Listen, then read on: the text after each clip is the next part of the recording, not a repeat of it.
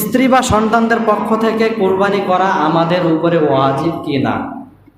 আপনি একজন বাসার গার্জিয়ান রয়েছেন, আপনার স্ত্রীর কোরবানি আপনার উপরে ওয়াজিব কি না।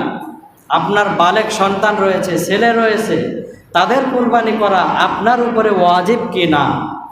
প্রিয় ভাইরা আমার, এক্ষেত্রে বিষয় হলো, যদি তারা নেশাব পরিমাণ মালের মালিক হয়।